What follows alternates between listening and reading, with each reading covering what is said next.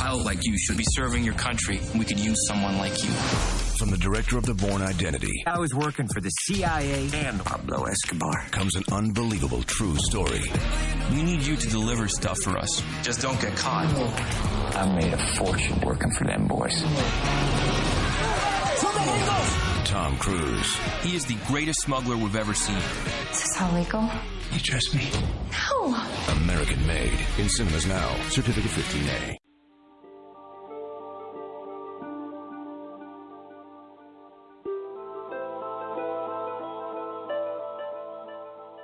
As humanity has been on the path of embracing diversity, one last minority is still unrecognized. Experiencers. These are the contactees, abductees, eyewitnesses, and researchers of the UFO phenomenon, paradimensional realms, and contact with other intelligences. Could it be that some protocol, some map, has been created by our visitors to integrate humanity into Paradigm Galactic? Could this be the experiencer path to disclosure? Welcome to Aquarian Radio, Friday night, with Janet Kira Lessin, Karen Christine Patrick, and the Reverend John Polk, and guests on the experiencer path.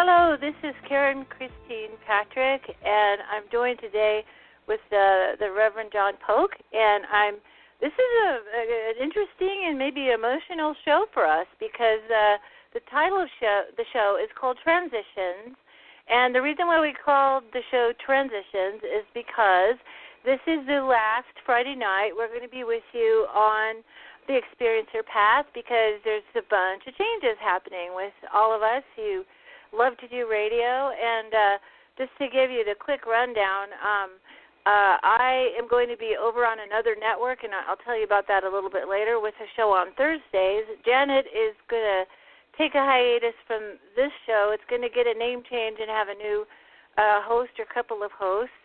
And anyway, we're going to talk about kind of what we've accomplished in this show. I think it's been really amazing. We've got John Polk with us. We've got frequent guest Brett Collins Shepard with us today, and hopefully some others that'll come in. And I'm not sure where Janet is, but I'm sure that she's got a good reason why she kind of missed this first part of the show, but hopefully she'll come on and say howdy.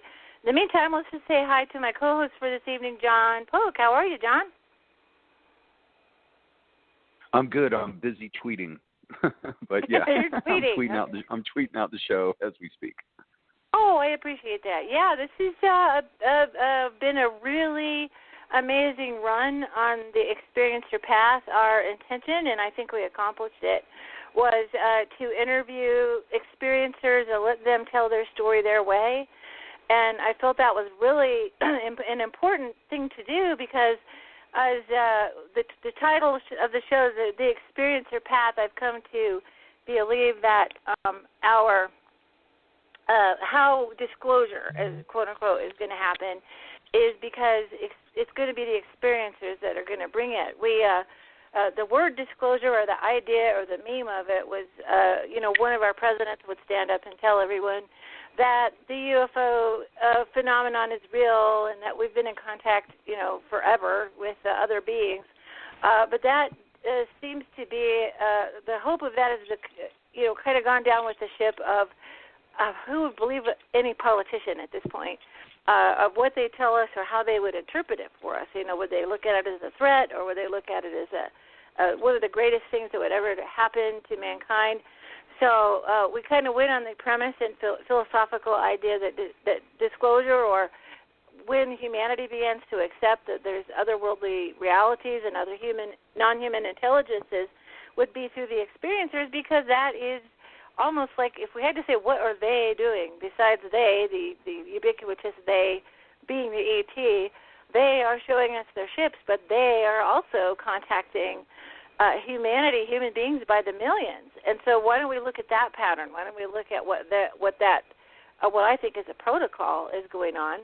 So we did this show for quite a while here on Blog Talk Radio with that premise and with that philosophy, and I think we had an amazing run and did some amazing stuff that we're going to talk about. And I see Janet has joined us. Hello, Janet. Hi. Whoops. Hi. Yes, hi. I'm here. Can you hear me?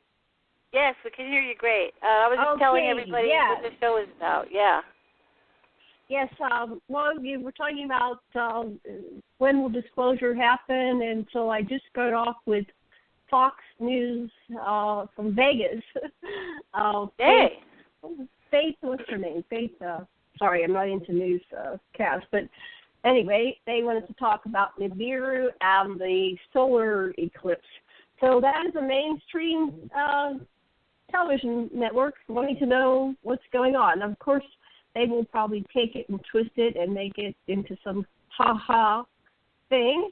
But, you know, Dr. Lessin and I did our best, and that's why I'm 2 minutes late getting on here, because I had to finish up and then... that's so great. Totally fine. I have announced that we are shutting down this project as of tonight, but we've got new projects coming. But with my two co-hosts here, we might want to tell what we thought the highlights of this run of shows was, what we liked the best, and then towards the other half of the show, we'll talk about what's coming in the future for us individually, because we're super hyper busy people in this genre, as well as the new shows that are coming. So, Janet, I'll give you the talking stick first to talk about what we've accomplished here on the show and what you like the best about it. Well, I like talking to experiencers. I like focusing on experiencers. Their stories are fascinating. I just can't get enough.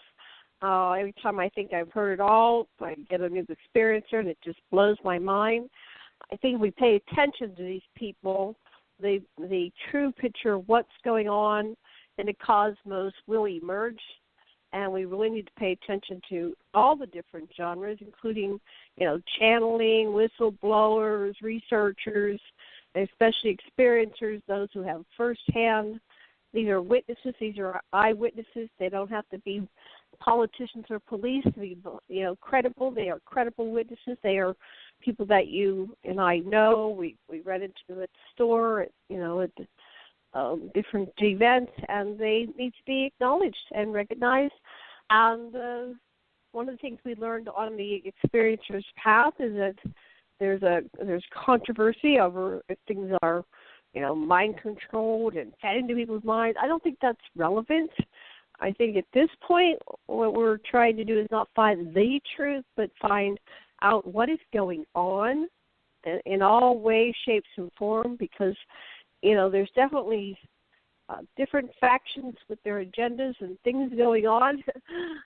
We have the beings of light in service to others and the beings of dark, self-serving, and it's like a continuum, and it's a passion play, and it appears at the highest level of existence. We have all decided to play this game. It's our matrix. It's our morphogenic field that we feed into, and it affects us, and we affect it. And I think it's all good on some level. I had somebody asking me about, I forget her question, but anyway, I just said on some level, we are everything. We are the protagonist, and we are the victim, and we are all these things in some form in our little avatars here, and we're playing out this passion play to maximize creativity and coexistence and co-creation with divine source, universal consciousness, God source, however you symbol it. But that seems to be what's emerging from these experiencers, and people symbol it in many, many different ways. They take it from the personal to the interpersonal to the global to the cosmos and everything in between.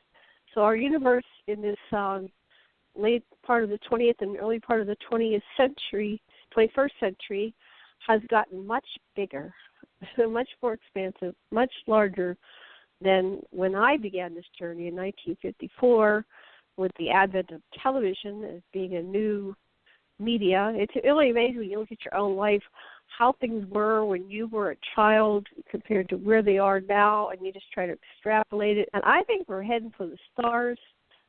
Next month, the new Star Trek Discovery premieres. These landmark science fiction movies and television programs reflect what's really going on in our culture. A lot of the people inside Hollywood that produce these movies, they have the inside track for different technologies and things. I often will look over a show that's several years old, and I'll go, wow, those people must be psychic. And I think they have some inside information that the only way they can get it out to the world is by fictionalize it. And plus we have people that are accessing the grid, the morphogenic field. But Experiencer's Path has been a monumental journey. The shows are all archived. We're going to work, they're recorded. They're in the, the database on Blog Talk Radio. I'm going to continue paying for that until the world ends so we don't lose our archive. And I still use Blog Talk Radio. I like Blog Talk. It's a nice format. They've done a lot of work. They're announcing a lot of improvements, and so I think it's going to go the long run because it's a platform that's used by many, many, many, many people that are well known. We have over 500,000 views on our Blog Talk shows, which is a huge amount of people that have tuned in since 2012 when we started this Aquarian Radio, and I'm very proud of that. I'm proud of the work that Karen, Christine Patrick, and John Polk, Reverend John Polk, who I think is here today, and all of our guests, and my husband, Dr. Sasha Lessin, and all my other co-hosts on other shows. I'm just proud of all the work we're doing here for humanity, for this grand global and universal awakening. I think I've talked enough. Has John Polk joined us? Because he called me. He's with us. Okay. He can have we've always talked about our invisible talking stick. He can have it next. Okay, John, yes. Reverend John Polk, take away the invisible talking stick. And we have a fourth number here. Does anybody know who that is? Is it Jeffrey? That's a listener. I checked in. That's a listener. Okay, great. Well, go ahead, John. What did you do on your summer vacation? I prepared my house to sell it, and it took me 3 months.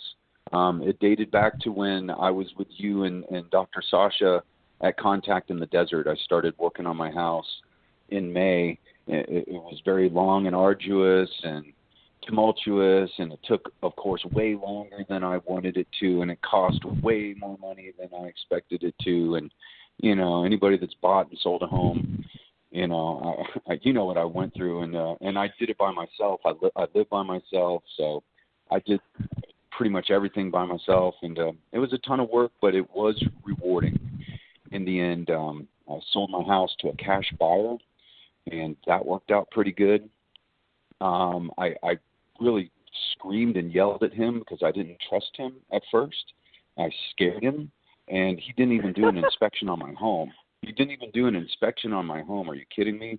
And my septic tank, my drain field was all messed up. I know that I had mold in the attic and in the air conditioning. It was a very old home, and it was at the point where, it was just going to be a huge money pit.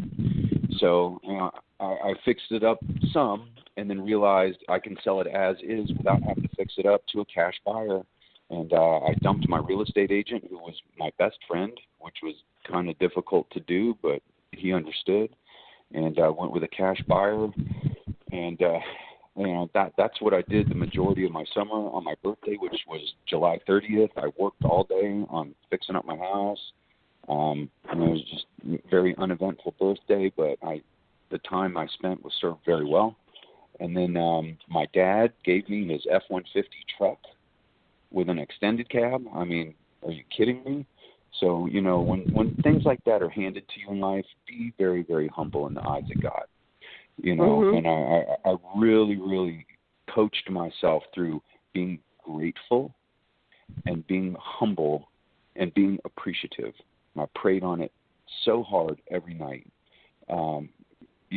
Being gifted with such an incredible thing, that awesome vehicle that I am now, it was really a humbling experience. And then so all of a sudden I had an extra vehicle, which was my Toyota 4Runner, and I sold that through Craigslist and did pretty good doing that. And I've just been very blessed. And so my uncle, God forbid, he's living with my mother in Tallahassee, Florida right now because of health problems. And his wife is going through cancer treatments right now in Seattle, Washington. And they did a recent biopsy on part of it, and it came back negative. So that was incredibly good news.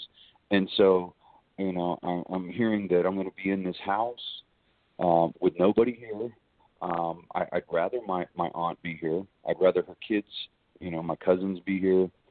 But they're in school right now, and so I'm here by myself. And, it's been an incredible blessing. I wish them love and light and healing. And I've talked to everybody recently about everything I've just talked about just now, and it was very cathartic. Make you tear up a little bit. When everything seems to be going pretty good, and they're dealing with potentially life-threatening health issues. It's been a very humbling experience. I drove all the way across the country and only stayed in one hotel. And that was when I was at Karen's house. Eric and I got a hotel down the road, and then we connected with Karen and Brett the next day, and then Brett and Eric and I. Eric drove from Dulce, New Mexico. He was with the Hickory Apache Indians going through the Archuleta Mesa, and they're showing him, the bases are over here and stuff like that. He's like, dude, I'm 3-something hours from you. I'm just going to drive down. And that was kind of an impromptu visit, but it was actually really cool. So Karen and Brett and Eric and I, we hung out at their house, and we're on the back porch, and you see all this esoteric military craft I've never seen before. And Brett was like, dude, they will fly in and out of the mountain. Like, oh, wow. And there was these private airstrips that I don't think are even on maps that are on either side of their home. And you see all this very esoteric, enigmatic kind of aircraft that I've never seen before, flying in and out the whole time. It was an incredible trip across the country. I saw UFOs along the way with my cousins. One of my cousins said that her mother was a Draco human reptilian hybrid. I mean, this whole trip just totally, and she's like, I saw my mom's eyes shift, like slit down the middle, and the iris is opening from side to side instead of being the circular pupil. She said she saw her mother do that. I'm like, are you kidding me? And her father, my first cousin, and she's 15 now, he's like, I've never heard any of this before. It was just an incredible journey. And now I'm in Sedona. I've seen 2 UFOs already inside of 8 days, and I wasn't even really trying. It just happened. And when did I see the first one? On the night of the eclipse, of course. And I was invited to an eclipse party. So now I'm going to do some name dropping with some people that we definitely want to interview in the future. Suzanne Ross, who owns Sedona Supernatural. She's a film producer, and she's magnificent. She's good at CGI. She has a green screen studio in the basement of her home. She's a good narrator, script writer. She's brilliant, all the way from top to bottom. Very professional, and she invited me to her eclipse party. And everybody there was pretty much either a psychic medium or a spiritual healer. And I met all these incredible people. I've already forged some really good relationships. I've only been here 8 days. So I'm truly blessed, and I give it all back to the universe. And I will pass it to Karen on that note. It was really fun. Eric came screaming in here right at the moment that they were doing John's show that he'll be back on next week. When I first talked to John a couple of years ago, and I listened to him on the phone, I said, John, you've got such a great radio voice. You need to be on radio. So he was with us at Aquarian Radio for a goodly time, and then he, not too long ago, or a while back, I'm not sure how many months ago, he started his own show, the Quantum Hologram Matrix, on Wednesday nights, and Eric and him arrived right when the show was on. So they're having trouble picking up cell service unless they're standing in our backyard because we're up on top of a mesa. So Eric is out there sitting on an old freezer, like doing the show, And then John screams in, and we all jump in on the show. We had David Adair was on there, who's fabulous. Brett and I met him in Colorado. So we sort of have this big, happy family of experiencers, but also radio people. And it's very different from the cutthroat, competitive, idea, because we all know how hard it was to get our stories out. So we're all in support of one another. And I want to say, even though this particular configuration of the show is going to change, Janet considers Aquarian Radio a network now, so we're going to be on each other's shows, sharing our show links to each other, mutually promoting each other, because it's time for the experiencer movement to collectively find its voice, and I hope we're part of helping that, because I think it's so important to continue to bring forth experiencer researchers, as Brett and I consider ourselves experiencers and researchers. We were having a big debate the other night of, are we researchers or are we searchers? So I have totally enjoyed this chapter that's ending, but the book's not over. So we have more to do, more expanded things to do. All of us are incredibly busy and probably doing dress rehearsal for a whole new level when humanity really wants to know. I think that a lot more and more people want to know. They have a need to know. And a lot more other people have a need to tell. I had an experiencer tell me that the other day, having a need to tell their story. And some of us have had bumpy times. Brett and I got released from doing a conference because of somebody bad-mouthing us and blaming us for stuff, or bad-mouthing us, or trying to shut us up, whatever you want to call it. All of us in this this has not been easy to do what we're doing. We've literally had threats, we've had equipment breakdowns, sabotage, we've had electronic interference even on this show. So this is not an easy thing to do, but to me it's like if you're getting, what I like to say is if you're getting flack, that means you're on track. And so it means that we're actually hitting some resistance, because we're telling something that is important, and you blow through that resistance by persistence, or what I like to call persistent intention. Just keep going like the little engine that could, and that's how it gets done. And so this is just a transition. It's not the end of anything. Just new things happening, and we'll get into that a little bit more. I want to bring in my partner, Brett, because he has been on and off guest for us and sometimes panelist. And also, we've had a very exciting development in what we're doing, and I want to make sure people know that Brett's been laboring on a book about anomalies, and we just have a short interview with him, if you guys don't mind, to tell what he's doing. And then I want to hear everybody else's projects that they're currently doing and the future. So that's past, present, and future is the theme of the show. But Brett, if you don't mind coming on, that'd be great. You with us? Yeah, I'm here. Okay, go ahead and tell us about Digital Moon. Well, it's very interesting. I was inspired by many things, mostly life experiences, and it drove me to write the book, based on my definitive experiences, as well as the perception issues of our space agency and our space images in particular, from an artistic viewpoint. And one of the things that inspired me was the old Brookings report, where they talk about peaceful space activities for human affairs and the implications of discovery of extraterrestrial life. The way it goes, it says recent publicity given to efforts to detect extraterrestrial messages via radio telescope has popularized and legitimized speculation about the impact of such discovery of human values.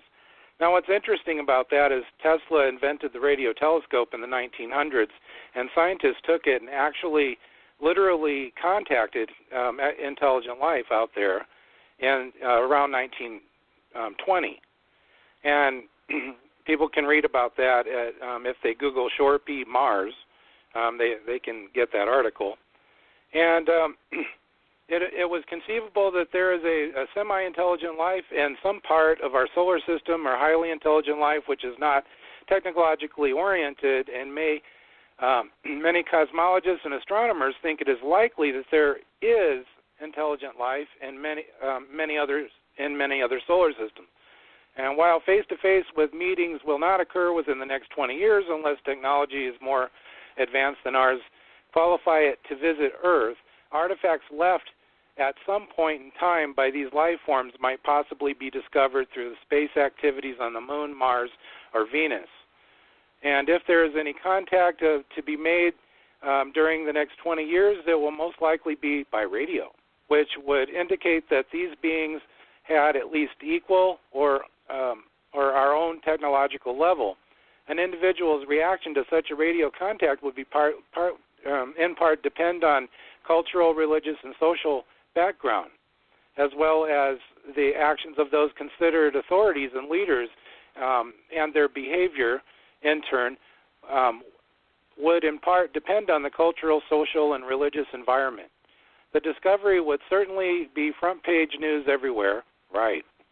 That's me saying right. Thanks. The degree of political or social repercussion would probably depend on leadership, interpretation of one, its own role, two, the threats to that role, and three, national and personal opportunities to take advantage of the disruption and reinforcement of the attitudes and values of others. That's really enlightening, since they already knew that there was intelligent life out there. They already knew about the lunar ruins. They already knew about the radio contact. So since leadership itself might have great need to gauge the direction and intensity of public attitudes, to strengthen its own moral and for decision-making purposes, it would be most advantageous to have more to go on than personal opinions about the opinions of the public and other leadership groups. So, really, do you think that first contact would come from a president? I'm not holding my breath. Right. Yeah. No. The wrong party.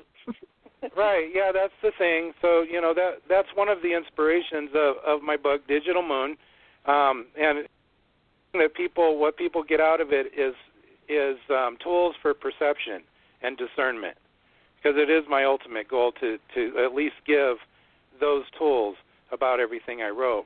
And I go into the secret space program that NASA was always a secret space program because it's just a front organization. And I also go into different extraterrestrial sources. I go in length into this story about the radio telescope, the VLA, Very Large Array over in New Mexico, and the actual dishes that are on the moon that we use for extraterrestrial contact. And there's also a lot of good explanations of the embedded imagery that I've been seeing, and all of the lunar images that were the same that I saw when I was 15 years old. It's quite the story. It is a very unusual book. The foreword was by Nancy Duterte, who was one of the last proteges of Ingo Swann, who worked for SRI in the remote viewing. He invented remote viewing for the military. So that's pretty much all I have to say. You can find Digital Moon on CreateSpace or at portalsofknowing.com. Thanks, Brett, and we've been glad to have you as our sometimes guest. And we'll talk about it later in the show, but Brett and I are part of this new show that we'll be doing called Portals of Knowing on Revolution Radio. But I wanted to give a little bit more chance to talk about what we've accomplished here. I have it in mind that an interview, a person that we had recently is no longer with us, and that was Jim Mars. And that was an amazing interview. I think it keeps me mindful of the fact that we don't always know how long we have our whistleblowers, researchers, or experiencers, that we definitely should, keep that in mind, that we only have our human experience and our human time on Earth to express those things. And Janet was at Contact, I believe it was Contact in the Desert, where she she was able to meet with William Tompkins, who was an amazing experiencer, whistleblower, who his book Selected by Extraterrestrials people should definitely check out. But we just lost him too. And Janet, I was wanting to know if you could talk about William for just a minute. Yes, I uploaded a bunch of pictures to my Facebook that I took with William Tompkins. I had forgotten I took them, and somebody who I had taken in one of the pictures took a bill with this woman. I forget her name right now. My apologies, but she emailed me. She says, "Did you have a copy of those pictures?" So I went in and I posted them on Facebook, and I had about 10 pictures. So it was so precious. We have William Tompkins as a wonderful, brave human being, a whistleblower. I don't think he expected to die within a month of when we all gathered together in Las Vegas at the MUFON conference. He was at the top of his game. He was very healthy. He was running around. I was driving his wife in her wheelchair across the casino to this room that was on the other side from where we were at the vendor room, and I looked behind. I go, "Bill, are you okay? You keep up?" And he was right there with me. So, and I was just shocked that apparently he fell, hit his head, and he died from a brain bleed. So, anyway, fortunately, before that happened, he met with a number of people, and they were planning not one but 2 books about his life, and he got a lot of it downloaded and written, and it's all being edited right now, and there's enough for at least 2 more books, and we'll get the rest of his story. But his story is absolutely fascinating about how he worked for the military think tank programs, and they had an alternative space program. Probably a lot of the things that we're seeing on Moon, Mars, and other planetary systems and out there in our solar system especially are part of the secret space program. And so we are investigating the secret space program. If you are someone that has been involved in the program, please contact us. We would like to have you on our show. We will be very mindful of you and respectful and, help you through the process. You do not have to use your real name, but the real names, when people kind of come out of the closet and use their names, it actually creates added protection for all of us because, we're getting this information out there, and there's a point where we're going to reach critical mass, and we will go over into this new reality, new consciousness, and new paradigm, and start operating from that. I can't wait. I can feel it. I'm having that phenomenon where I'm very excited. And it's like, well, what's going on? But I'm just very excited because our group effort, all of us here at Aquarian Radio, all the other alternative radio shows and media, and the people out there on Facebook that are creating their groups and posting, and now we have an army of civilians with their cameras and recording equipment. Like Karen was saying that John and Eric came by and they were broadcasting in the middle of the backyard. So now kind of like the Wizard of Oz is being revealed behind the curtain, and the veil is falling, and we're getting the truth. And every day I wake up and I turn off my phone at night so I can sleep. Otherwise, my phone dings all night with messages and people calling because I'm in Hawaii and they think I'm in a different time zone. So when I turn my phone on in the morning, it goes ding, ding, ding, ding, ding. There's all this information that comes in while I'm sleeping, and it's like, what's going on in the world? And so far it's been good. We have no major World War III. I think that we are waking up, and our energy is creating a protective shield for the planet. And there's a part of us that's saying, hell no, we're not going that way. We're not going that direction. We're going into this higher level, this ascension plane, this consciousness plane, and nothing is going to stop us. Not the death of an individual like Bill Tompkins. His energy is there. We stand upon the shoulders of giants, and from that perspective, we see far. So we respect our elders and those who've come before, grateful for people like Jim Mars and Bill Tompkins and all the other people that have been working this field for the last 100 years almost, going back to George Adamski and I guess not 100 years, but 60, 70 years. So I think I'm exhausting myself. I'm going to pass the talking stick to John. John, what would you like to say? Take it away. So Karen mentioned earlier, let's talk about some of the highlights of this show. I've been with Aquarian Radio since 2014. It's like, really? It's been almost 3 years now? Are you kidding me? Yeah, it's amazing. And it's a deep, vast network that cross-pollinates with multiple networks.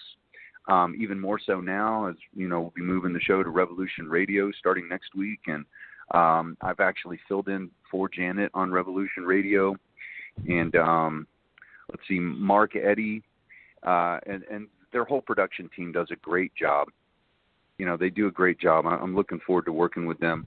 But one of the show highlights that we may not have discussed too much is, remember when we did the interview with Joan Hangarter, and I mentioned Bill Tompkins' name, and Karen, can you remember what happened?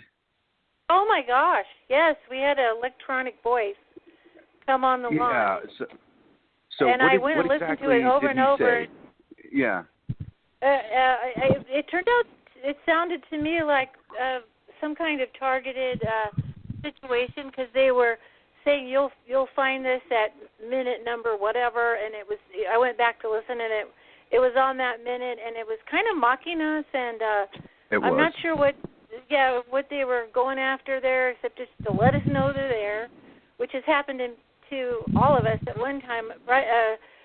Janet and I were on the phone just talking about whatever show we were going to do next time. She went offline for a minute, and I heard a man clear his throat, as clear as can be, and I'm like, oh, hi, secret guy. And I always tell them, the universal law of you may observe, but you may not interfere, and I also tell them the watchers are watched. And I had to do this the other day because they were making their presence known, but it's like we're very interesting to certain segments of the secret shadow government. And that was like interesting. I remember that, definitely, Don. Was that a show highlight? It's definitely worth mentioning, especially, and I'm the one who said Bill Tompkins, and then Janet goes, oh, funny it happens when he mentions Bill Tompkins. But you got to think, there's always ears on us. There's always eyes on us. They're always recording everything that we do and we say, especially digitally, electronically. It's very simple technology for them. They don't necessarily have somebody listening to every word that every podcaster says. But when you say certain buzzwords, I know that there's a computer system in place that will alert, somebody to start listening in, because now they're talking about sensitive material. Pizzagate was a hot topic, and I know I lost tons of air time because of us talking about it, and other sensitive issues related and interrelated to it. Talking about the Draco reptilians has gotten us bumped off the air multiple times. But I think it's to the point where there's so much of that information out there that we're not getting bumped as much because it's out there. And we are some of the progenitors in this field disseminating this controversial information. So get this. So where I live, I'm in Sedona, Arizona. I'm on the outskirts of town, but I'm still in Sedona proper. And there's this beautiful, very majestic mountain called Thunder Mountain. And I'm looking at it right now on my front porch. And it is beautiful, and it is magical, and it is powerful. And it's one of those red rock mountains that Sedona is famous for. And you can feel the supernatural energy exuding from it. And if you can't feel it, then you just can't feel anything. And when I first got here, I'm out on the porch. I see 4 Apaches buzz my property. I'm like, whoa. And usually when that happens, it has something to do with me. And then I can feel them using some kind of scanning device. They were scanning me. They're scanning this property because this property's been vacant since April. And now I'm in it, and, you know, they know I'm here, and that's fine with me. I can't hide from anybody if I tried. But anyway, so I'm sitting on my front porch, which is a perfect vantage point of Thunder Mountain, and I see this guy walk by with 2 guitars. And, you know, I sing for a living. And I'm like, I got to go talk to this guy. And he's walking up to the public library, which is walking distance from my house. I mean, take like 60 seconds to walk there. I start talking to him, and inside of 1 minute, we're talking about UFOs and ETs. And he said, you probably don't realize this, but there's actually a Joint T military base where they are genetically engineering giants, and they do it inside the mountain. I'm like, are you kidding me? I'm like, really? I'm like, have you seen one? He said, no, but I've seen their skulls. I'm like, well, how big was the skull? He explained the skull to be at least 3 to 4 times the size of a normal human skull, which is bigger than the skull of the Anunnaki. I mean, huge. And he said they have this program. You know, it's not an experiment. It's a program where they're genetically engineering these giants. For what purposes? I don't know. Do they stay subterranean? I would think so. Otherwise, we see them walking down the street. But it was a trippy story. And so when I went to that eclipse party, I threw that story out at all the psychic mediums and spiritual healers, and a couple of them chimed in and said, you know, there's something to that story. Nobody could really definitively explain it to me, but I'm like, wow. So I know there's multiple programs going on within eyeshot of where I am right now, and I can only begin to guess at what all they're really doing inside and underneath the mountain. Wow. Well, I'm really, I'm really glad you're in Sedona. I've wanted a good excuse to go there for a very long time. You'll be my good excuse to go visit, but I've heard about all kinds of things there of your metaphysical school that you went to there, and also the vortex that's out there. I know it's a popular mountain bike destination because I used to be around mountain bike people that pointed that out to me.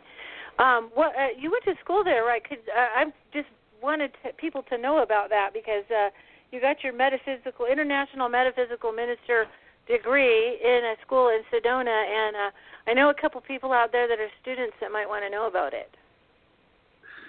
Yeah, it's the University of Sedona. You can do it online. Now, on my resume, I make my resume fluffy by saying I have a bachelor's in metaphysics, which I do, and I have a ministry in metaphysics, which I do, all through the University of Sedona's International Metaphysical Ministry.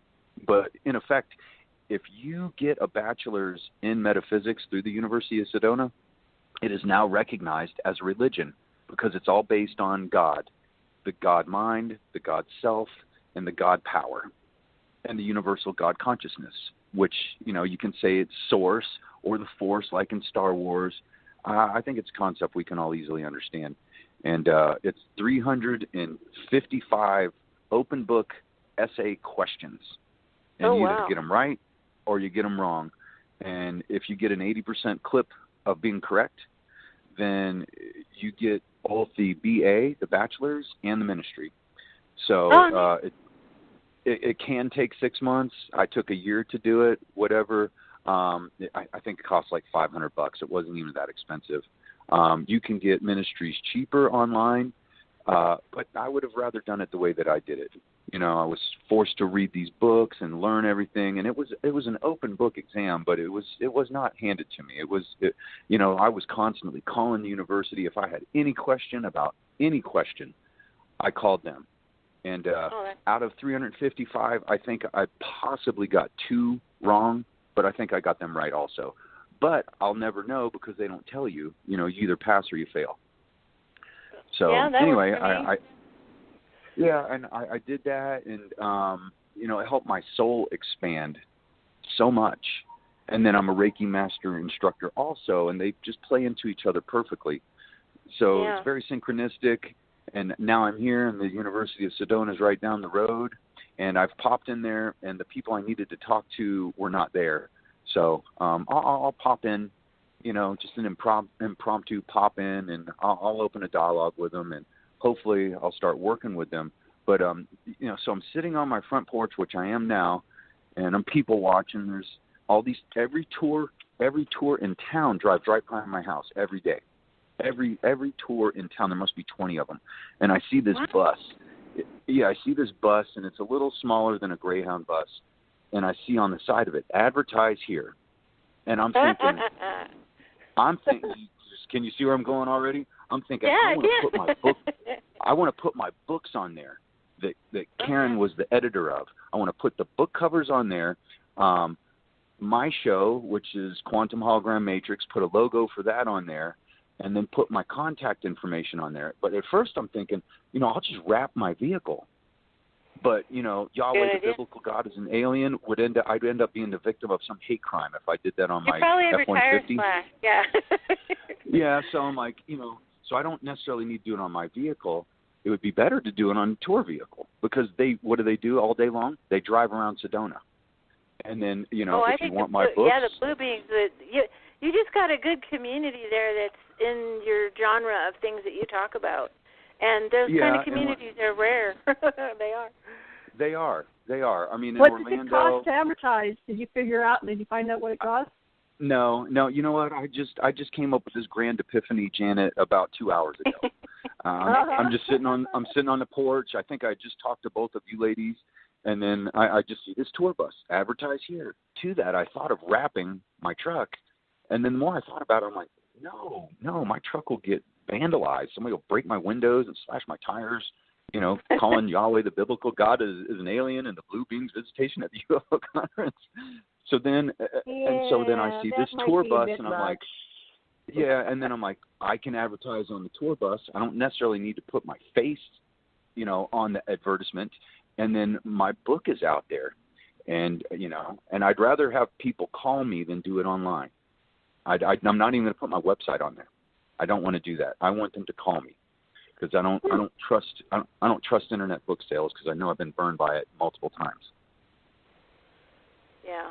Well, this is what we think about trying to get venues for our books. I mean, we know we're controversial. I mean, we've had people. I remember when we were at the UFO Congress, and my job was to either go over work with Ken Johnston at his table, or come work over at what I call the Anunnaki Corner, which was like Dr. Sasha and Janet and you and me, and we were kind of there. And this woman walked in the door, and she saw your title, Yahweh the Biblical God is an Alien, and she had a spaz attack and was pointing to the book, and her husband dragged her away, and she still was pointing to the book as he dragged her away. And I also remember this one guy who came up to us, and what do you guys have? And I explained we had these Anunnaki books, and he said, oh, well, I'm not, he goes, I'm only interested in nuts and bolts of UFOs. Not anything you people have to say. And as he's walking away, that's when you think of the great comeback. It's like, well, who do you think's driving them? Who's the UFO not?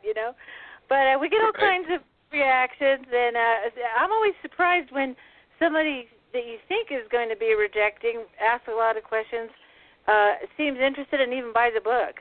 There was a former minister that you talked to, John, at the UFO Congress, and he was a good student of ancient scripture, and he studied so much he talked himself out of being a minister and into writing his own book about the Anunnaki, which I thought was amazing. So we did a lot of events last year too, where we all got to meet each other, and I don't know what events have you guys already lined some events up for yourselves, Janet? I have, actually. I'm sorry. John. Go ahead. Go ahead, John. No, go ahead, John. Javier Sandoval, or more affectionately known as Javi, he owns the Awareness Life Center in Cottonwood, Arizona, which is about a 20-something minute drive from where I'm living right now.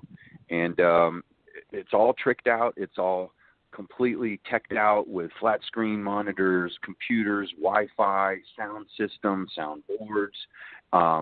It's a little small, but he has a big backyard, and in October, the weekend of October 13th, 14th, and 15th, I believe, he's going to do the conference inside and outside. So that time in October, it'll be very temperate and very comfortable. Nice. He has everything you need. even equipment to make food. He's going to sell food. Of course, he's selling tickets. They're going to have workshops. I'm going to be one of the MCs along with Suzanne Ross, who I was talking about earlier, of Supernatural Sedona, the film producer.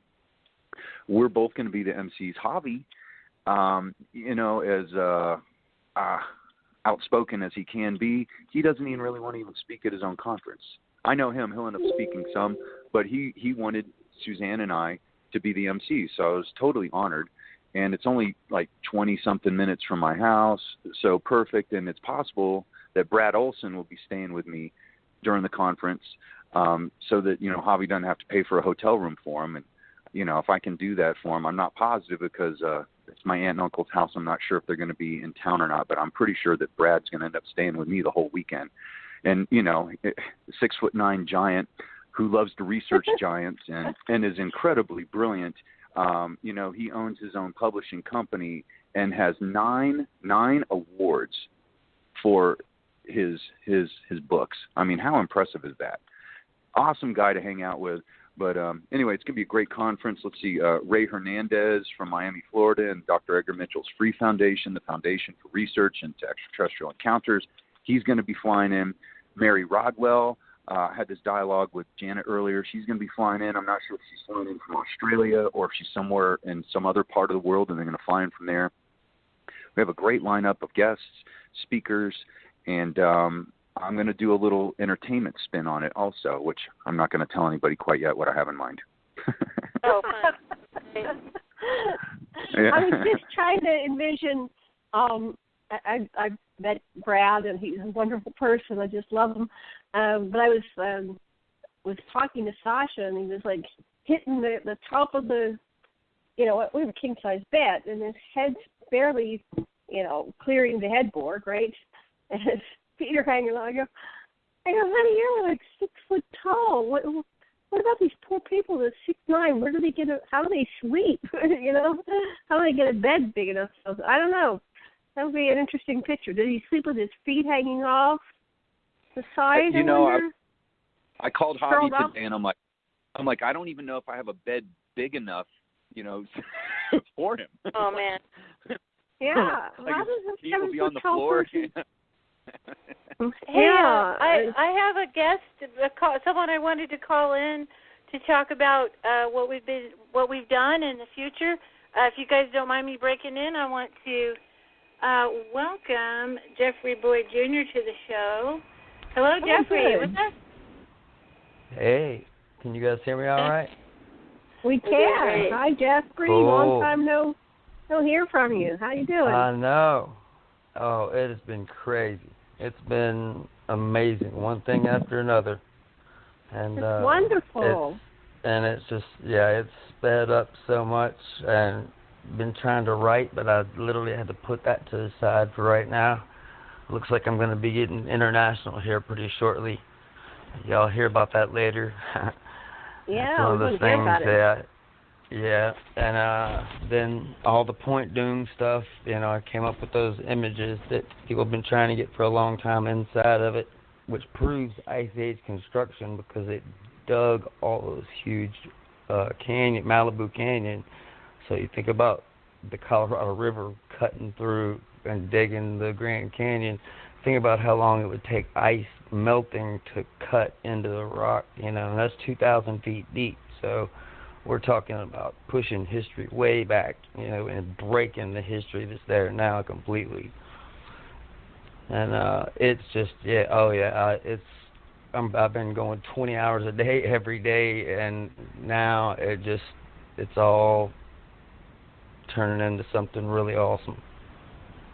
Yeah, I wanted to bring you on, Jeffrey, for a couple reasons. One is that I think you're one of our success stories as somebody who early on in his coming out of information, you came on with me and John, and then it just kind of exploded from there.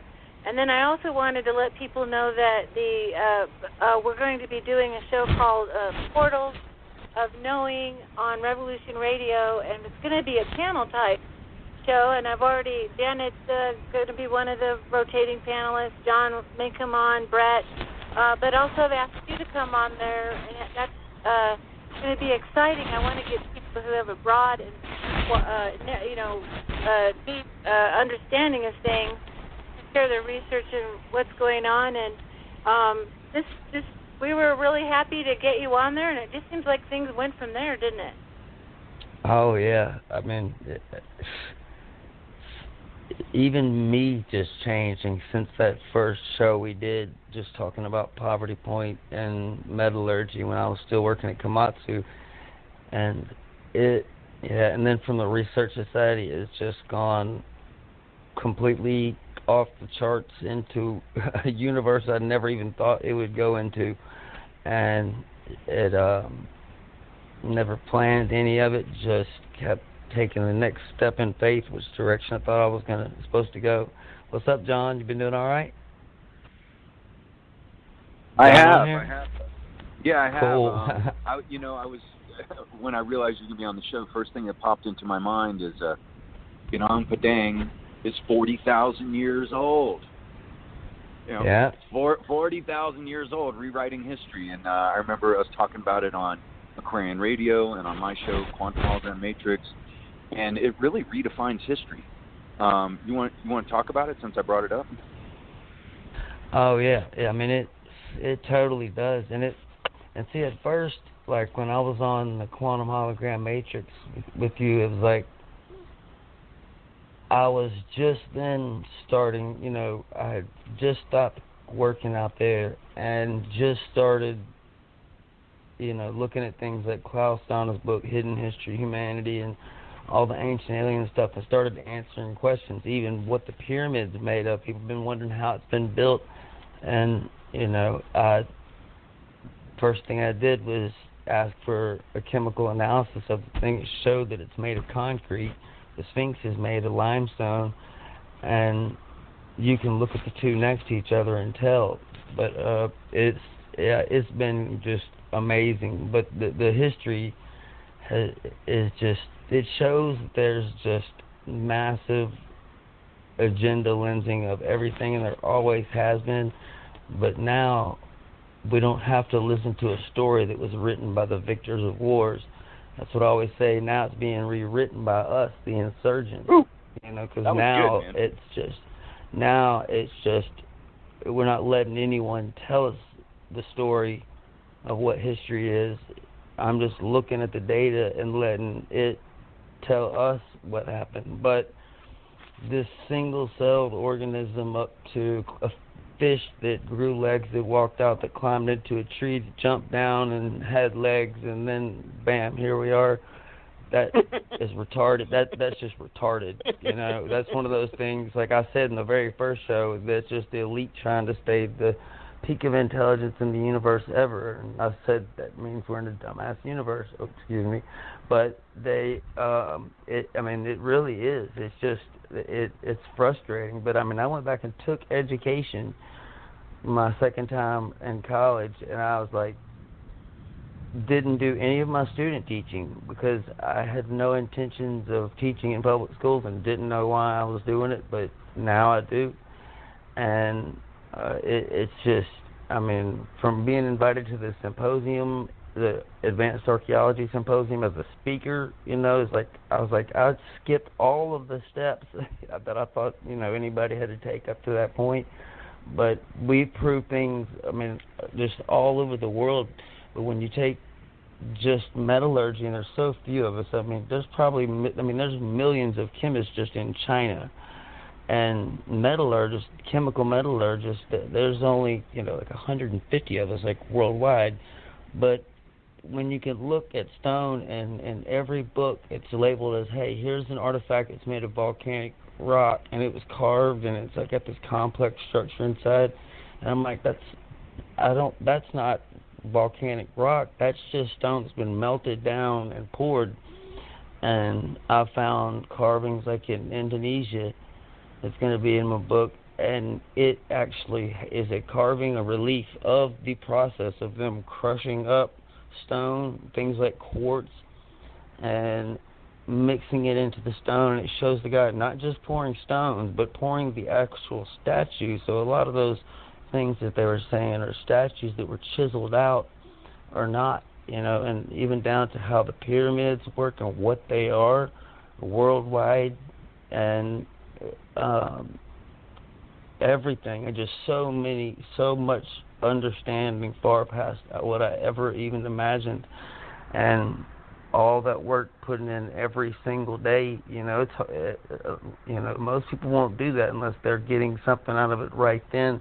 But now it's gone far beyond anything I ever thought it could. But when you like put that, I mean, just the architecture they had proves that they had the technology for it, because to get a fire that hot and to do metallurgy, it's actually a very low-tech thing.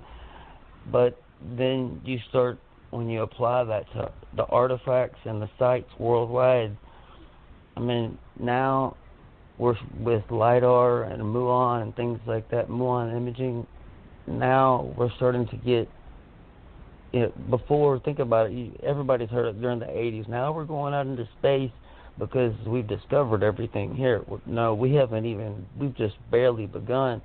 There's layers and layers and layers. I think that we've never even heard of 90% of the civilization that existed.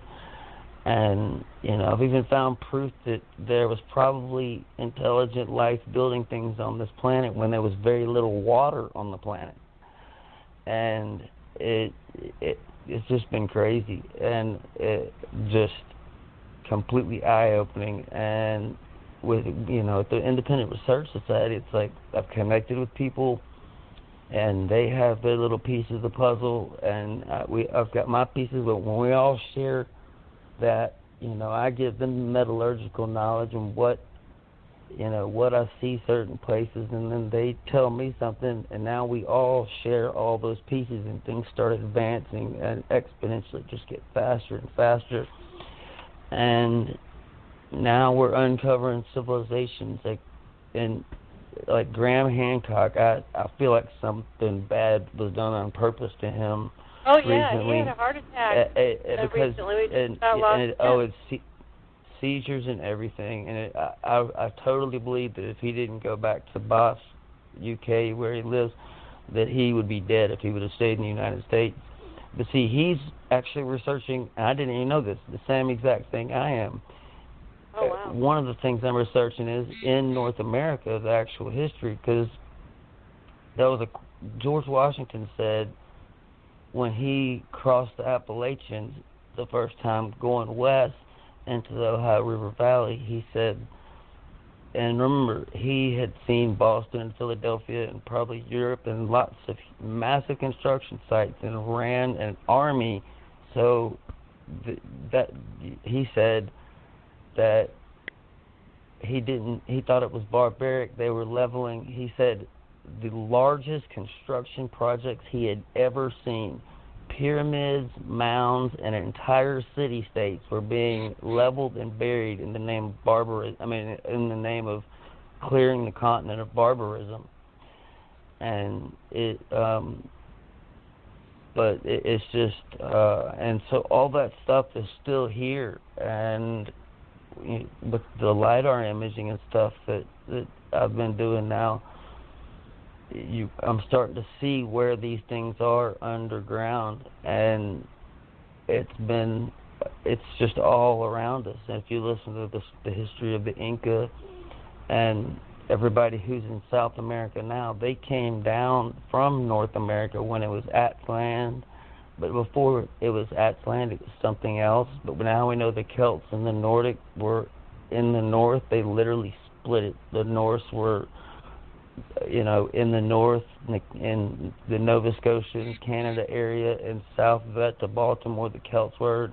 So the Columbus Day history thing just does, it's not flying anymore. And, yeah, definitely. It's just one to another. Could you explain what LiDAR is? It's a type of imaging. Now we can see from satellites, we can see into the ground. Before, you if there were dense, the deeper you go toward the core of the Earth, which is just a solid that's where all the materials, just being heavier, will sink over time until the lighter materials are on top, and that's with anything you just set out. But LiDAR, you can look, it's like laser imaging from a satellite, but now we can look up to 6 kilometers deep, 4 miles. Wow. And so, what was muon? And it can also be adjusted. Go ahead. Muon? Muon, yeah. And see, with LiDAR, you can look for things like wood, metals, things like that, and then they'll show up. And now even gravitational anomalies, because the gravity's not even over the entire Earth, so it's pretty cool. But muon imaging, these are the two that are going to change the entire everything. You know, okay, say you break your ankle, you go to the emergency room, they put you up on the table, X-ray table, and they put a white plate underneath your leg, and they put the little crosshairs on you, and then boop, they buzz, and now the image is on that plate. They take that and then pull the film, and there's your X-ray. Well, what muon imaging is, just take those plates like they did the Bent Pyramid, and now they found a secret chamber on, I think, the northeast corner of the Great Pyramid of Giza, and they what it is it's you know, they take those white tiles to the deepest part of any structure or anything. If you just take it below anything, they lay them down like tiles on a floor, side by side, and then leave them overnight. Well, the cosmic rays rain down on us all night, and as they come through the pyramid or building or whatever you are, or if you just go deep underground, as it goes through the material, it hits those plates at a certain angle, and depending on the density of the material it went through and the speed it hits the plate and the direction, well, after it's been, you know, all night long of cosmic rays hitting it, they take it, all those plates, back to the lab, and they lay it down, and they have what's called a high-speed microscope, and it literally scans all the plates. They put the plates back down in that position, and it scans all of them, and it gives you a 3D image of literally every cubic millimeter. So even if there's an area that's an inch by an inch by an inch of different density inside of a massive pyramid, it'll show up on that. So we're talking about super high def, billion pixel imaging. So as long as you can get under something full, you're good to go. That's amazing. Exactly. I mean, if you wanted to, you could drill a hole or and lower plates, a sheet of plates down, and leave them there, you know, and then the next day you'll see, you know, everything that's above that.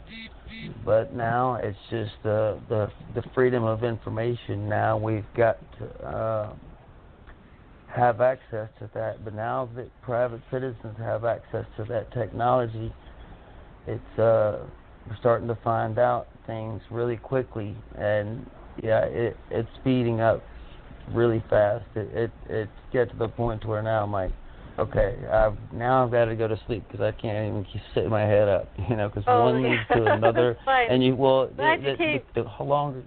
longer you work, the more you find, and I don't want to stop. But now it's just, the world is opening up to us, and we're starting to get a real history. Because you look further back, it looks more like Star Wars, you know, where you've got 100 different races. Yeah, higher than us instead of lower than us.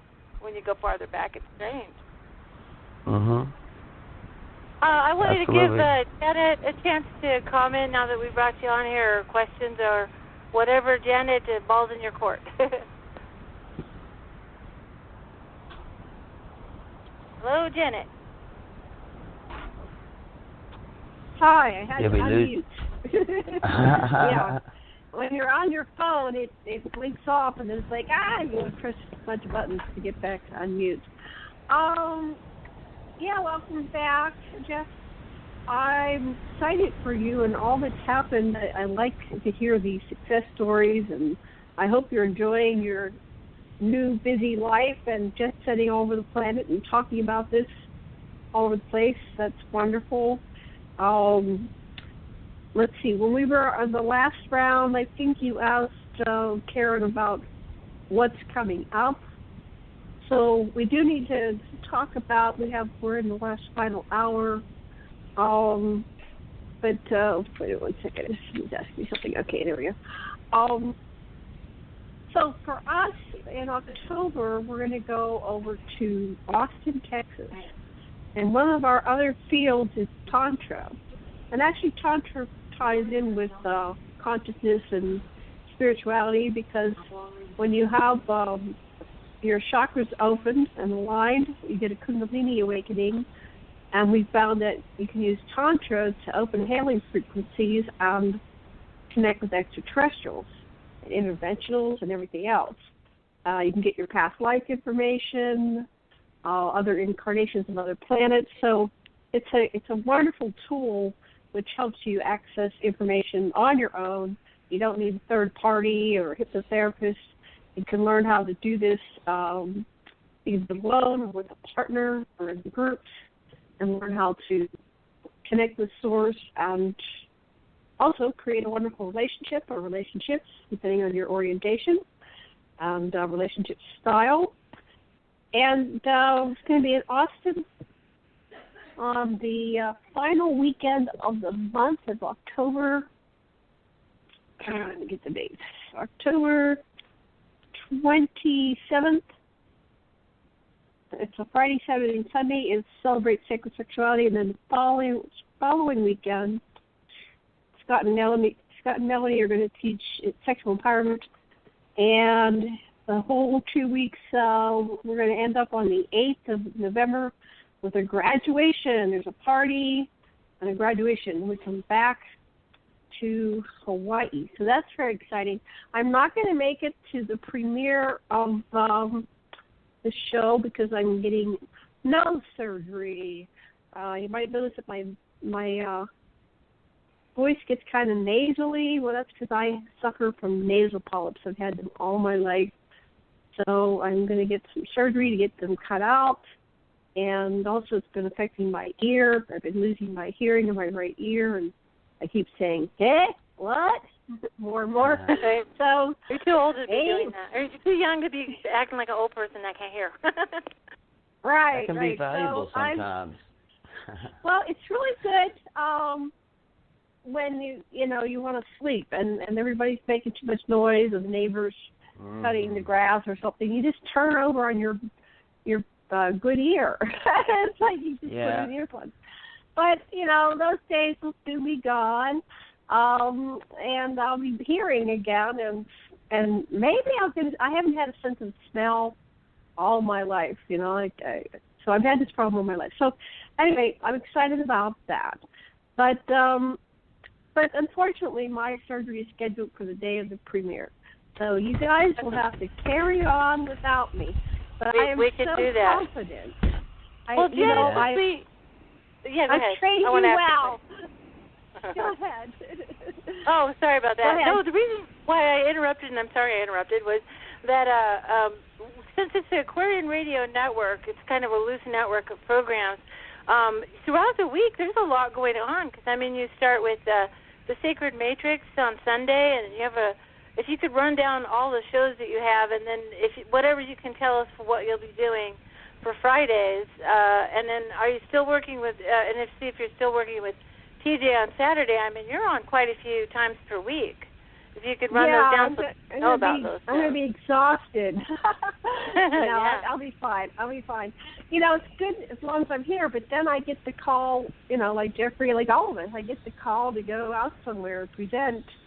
And so then it's like we need to have trained co-hosts that can take over. I understand why Jimmy Church got his start, and who are all the people that, it was Art Bell first, and George Norrie. So they've learned over the years to train co-hosts and get people who come on. And so, I'm very excited and proud that both you and John, it's kind of like the kids are leaving the nest, but we're always connected. We're still involved in the Aquarian Radio Network. But let me pull up the different shows. See, we're family. We're family, and family always involved. Sacred Matrix. John and I both have had a chance. That's a show on Revolution Radio. People can go to see or hear archives on AquarianRadio.com. But the show live broadcast Sunday. What time is it on? I think it's on Studio. There's a Studio A and Studio B, and you're on Studio B. Yeah, my shows all tend to be on Studio B. Sacred Matrix launched Studio B. They said to us, neat. Do you want to? We've gotten so big, we need to open the Studio B. I think I was on. we ended up radio. I think 3 times last week. Oh yeah, He was on some other programs. Yeah. Hey, Jeffrey wrote. See what time? I want to ask you something in a minute, but Janet. So what time is the Sacred Matrix? Oh, I'm ready. I just pulled it up. So Sacred Matrix is 8 to 10 Eastern, and then on Tuesdays I have Divine Paradigm on KCOR. It's 5:30 to 7. It's a 90-minute show, and then I'm starting on, when am I starting? Let me get to September. Our start date is September 12th. And that's if I'm feeling well enough after my surgery, called the Ascension Center. And I'm going to do that with T.J. Morris, Teresa J. Morris. Now, I need to put back on the calendar, John, your show. What's your show? Quantum Hologram Matrix. But I want to make sure you're back, and then I'll put it on. I am. Send me an email. What I'd like from you, Karen, is a little description of your show, which I can put in it's on Thursday. A page. We're practically every day of the week here. Yeah. So Sunday, Tuesday, Wednesday, not what Thursday. It is. A little description it's 4 of to your 6 show. When right. is Ascension? Sorry. The question, Karen, is a description of your show, and I know you wrote it up somewhere, so send that to me, and I'll put it up on my Aquarian Radio site, and I'm going to be getting someone to build my Aquarian Radio Network site, because Aquarian Radio is getting huge. You know, it's got like thousands of pages. So Portals of Knowing is 4 to 6 on Thursday. Quantum Hologram Matrix, what date and time? Wednesdays, right? Yeah, Wednesday, 8 to 10 Eastern, and now I'm Pacific time, which I'm still not used to. I'm waking up at 5 in the morning every day, but it's 5 to 7 Pacific, 8 to 10 Eastern every Wednesday. ETs, UFOs, and spirituality. Oh, yeah, now Please you join have to us. do the time zone change, because you're in Pacific time now, right? You're in Pacific? I am, and from what I understand, they don't recognize daylight savings time, so the time never changes here. And so sometimes it's 2 hours behind Eastern, and sometimes it's 3 hours behind. It depends what time of year it is, and my body clock's all messed up. I'm having trouble sleeping. My soul has shifted so much since I have moved here. It'll take 2 weeks.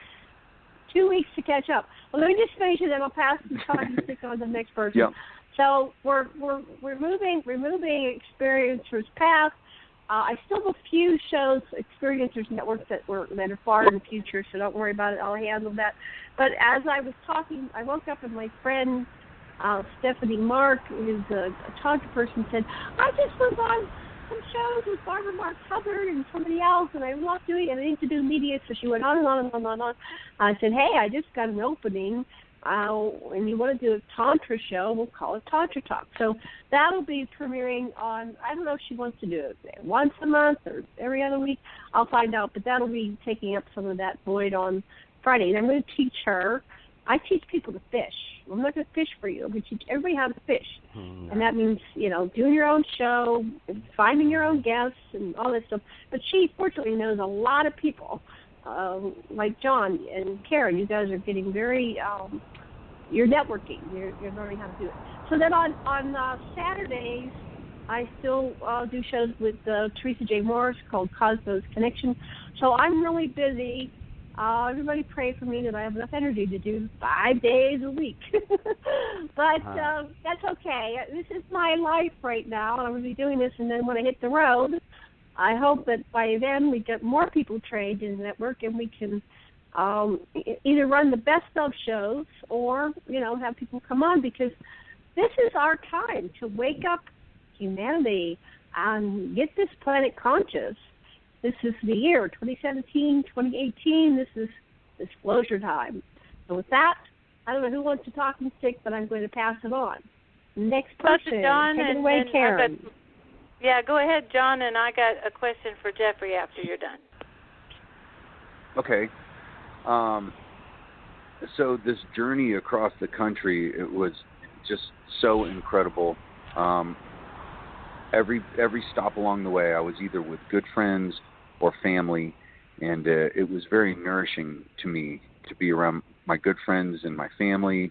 And I left a whole lot behind, but I've come to a certain point of closure over it, which was necessary because I went through a certain depression when I first moved here, and I allowed Sedona to change my mind and my vibe, and it's just been so positive and good. And so I move here, and I'm like, well, how do I make money? Well, I brought my DJ sound system with me, and who did I meet the other day? I met the biggest karaoke guy in town, and he picked me up. We went out and we sang, and we tore the rafters down in this place. Had a great time, and he's this big, funny-looking guy, and he's so not attractive that he's adorable, and everybody loves him, and so he's like my best friend now. I've just been truly blessed to have run into all these incredible people here. Florida is in the Stone Ages compared to this place spiritually, and everybody I've talked to about my journey here, they use this term, and let's throw it out there and remember it, that I was called here. I was called here. The first time I heard it, I didn't know how to, receive it, but it made a lot of sense that I was called here. I mean, if you look at the situation, my aunt and my uncle, they're not living in this house right now because of health problems. So I have this house that I can live in out here. It's just been an incredible journey, and I try and stay as humble as possible in the eyes of everything that has happened to me recently. I've met some incredible people. I'm blessed for that, and I've come up with some concepts, like I usually do. But my first concept was Sedona UFO Radio in conjunction with my show Quantum Hologram Matrix. Why not? Sedona UFO Radio. It seems to flow really good. So, yeah, and then I'm going to try and cross-pollinate with Supernatural Sedona, with Suzanne Ross, and there's a ton of people here. And there's a lot of people here, and I didn't understand this, a lot of people here that are struggling really bad because it's expensive to live here. It's not cheap to live here. So to be able to live here, unless you have money, it's tough.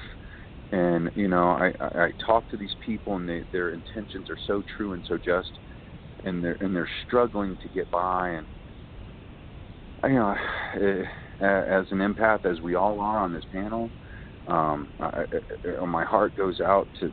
There's so many people, and I live by the public library, and what I did not realize is that a lot of the homeless people go there because they can take refuge there.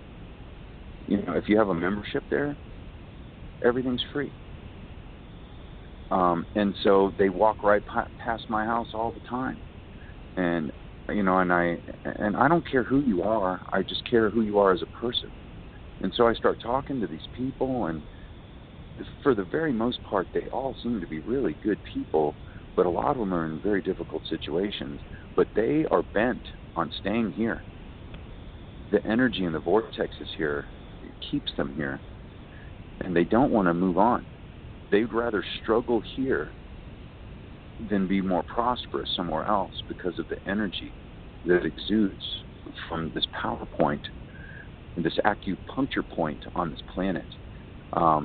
all the meridians seem to cross here and in other places around the world, but they definitely cross here, and I seem to be right in the middle of it. And I was telling you about Thunder Mountain, where I'm positive there's multiple bases in and under the mountain. I'm looking at right now, and it's so majestic. It's so beautiful. It take your breath away. So this journey, this escapade I'm on, it's really just beginning, and it's been so incredible and incredibly humbling at the same time.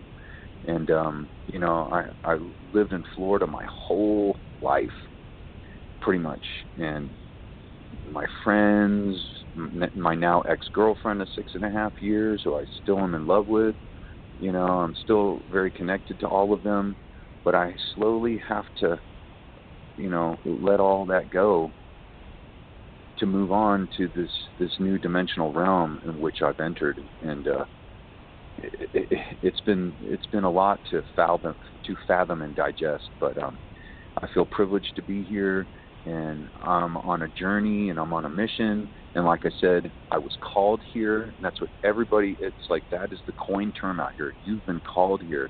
And then I meet, Suzanne Ross. She moved here 2 years ago. I meet this guy named Matthew and his girlfriend Megan, and then they moved here like a year ago. And I meet all these people that have moved here in like the last year to 5 years, and they will tell you that they were called here also. So there's absolutely something to it. The location of this house was no accident.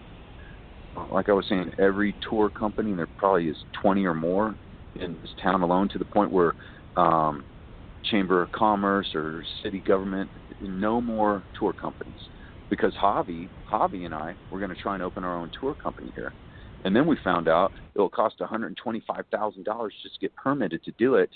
But they capped it anyway. Nobody can open up a tour company here. Javi has a 23-passenger bus and the Awareness Life Center.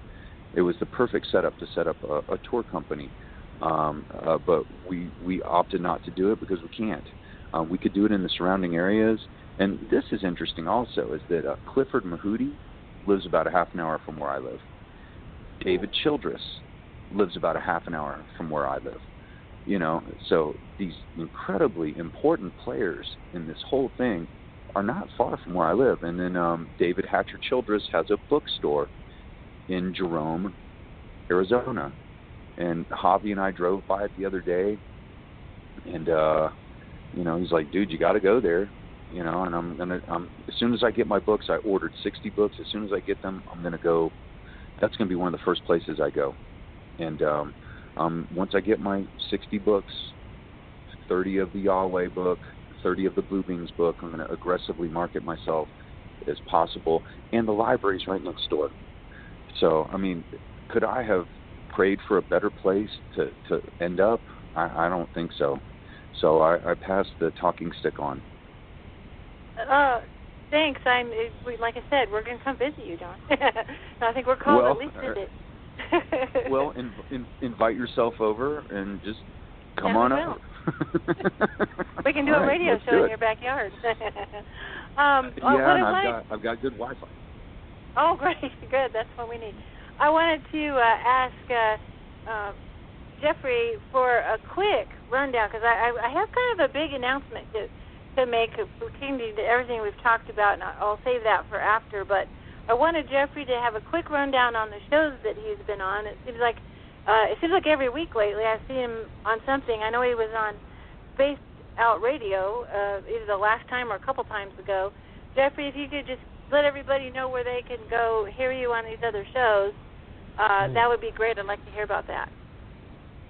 Well, actually, the list got so long, and now it's people in the Research Society like Walter Bosley and Larry Scranton and Steve Pearson, everybody in the world, Chase Klotsky from MUFON, everybody. I made a little on-demand section, and the list has grown to, because there was no way I'd be able to even keep up with it, but I was on Lighting the Void with Joe Rupe, and that was Joe. I call him Rupe. It's Joe Rupe, and that's KTLK and the Fringe.fm, and then I was on with the same person I was on with John the first time, with Dave Cruz. We've done like, I don't know, 5 or 6 shows on Beyond the Strange, and then we had the Beyond the Strange video special where I released the photos of Inside Point Doom. And then I did Spaced Out Radio, which is like Canada's big show on Revolution Radio. And there's a couple coming up that I'm about to hopefully do a show in Spain with some of my friends when they get back there. They're really big down in South America too. And also looks like I might be doing Kev Baker's show soon, and he's in Scotland, but he had a heart attack and he's been getting over that. And so if you go on the Independent Research Society page, there's just a massive list of them. And I did Lighting the Void a few times, and I can't even think of all of them. It's just been so crazy. It really has been like a show a week. Religiously, it's been constantly. Yes, that's the Independent Research Society on Facebook. That's where people could find your group, which has grown leaps and bounds and got a wonderful list of people that have joined it, and I think it's great. It kind of goes along with other research societies. Brett is the admin of the Lunar Anomaly Research Society. I've been doing the Earth Anomaly Research Society. I'm really glad you came out with an independent one. So it's all these people that have used the new tools that we've all gotten with the internet and with independently researching and not waiting for academia approval of whatever it is that we're talking about. This is the fast and loose and on the ground and right on the cutting edge of research from people that have unique backgrounds. You've got that background as a metallurgist. I have a background in computer science, and Brett is an artist, and so it's all of us who have our different. Janet and John have our different unique backgrounds that has given us unique perspectives on so many topics. I was really glad that the Independent Research Society got off the ground, and you've had kind of a stellar, lineup of people who've joined it and are sharing. And what's coming next is just more massive than all of them. It's just crazy. And Dave Cruz just messaged me, "Hey, Dave." And they're listening. Steve Pierce just sent me a message too. And Fire in the Sky with Travis Walton, he was with him that day. And but I can't talk about the other one until it's done. So I'll call in and do a show from Asia or wherever I'm at. I can't even tell where I'm going yet. But and the people who were my heroes now, that I studied, answering those first questions. Now I'm getting to work with them, and talk to them all the time, and it's just been amazing, But and being able to do Dave Cruz, him doing shows with me, and Joe on Lighting the Void, then I realized some bad habits I had on the radio, and so I started, because when you called me that first time, I was so nervous I don't even remember doing the show, and so you did okay. It really has been a ride, but now it's like I've got this first book, and multiple people offering to publish it, and now I have to put that on hold partway through or halfway through because this other thing came up. But it's about what we were talking about when I first came on, and now it's not about disclosure. Now it's the whole picture of the history of other life, everything. It's just the proof of all of it. It's confirmation. We're getting so much hard evidence, in your hand, right there, and we're coming to the point to where we don't really need somebody who's lied to us every single day to tell us that anymore. You can just look up, or like I watched the Solar Dynamics Observatory or the HelioViewer.org, where you're watching the sun. It's a high definition shot of the sun all the time, and you see so many different life forms and things hovering around the sun all the time. And all the satellites that I'm looking at all the time, I mean, you see it all of the time. And you can see Google edit. I always put up the comparison of the photos, them editing things out as they go. And it really is a battle against an establishment, because the closer you hit to home, or the more important the information is, or the more potent it is, the more, I mean, I started seeing an instant opposition. Where I always thought that, like, because of some people that I answered the questions in their books, or they studied something for years and I answered it, and that was just because I was coming from a different direction than they were. They were in a classroom and listened to their teacher, and then they regurgitated the same thing that they heard. And I just wiped all that out and said, scientific method, there's no room for conjecture, there's no room for opinion or anything like that. You just get the data, and like all these lost, and all of it's connected, because like I think I figured out what all of the megaliths are, and it's almost a for certain answer. And it was a technology passed on and on and on, and it has to do with the metallurgy thing too, and being able to use the earth and the energy around it, and even the beam. How, the big question was, if there's a beam coming out of the top of the pyramid of Bosnia, how come it gets like 100 times stronger 300 feet above it? Because anything electric, you're going to have the strongest point, like at the point of contact, not a space, and then it gets 300 times stronger or whatever above it.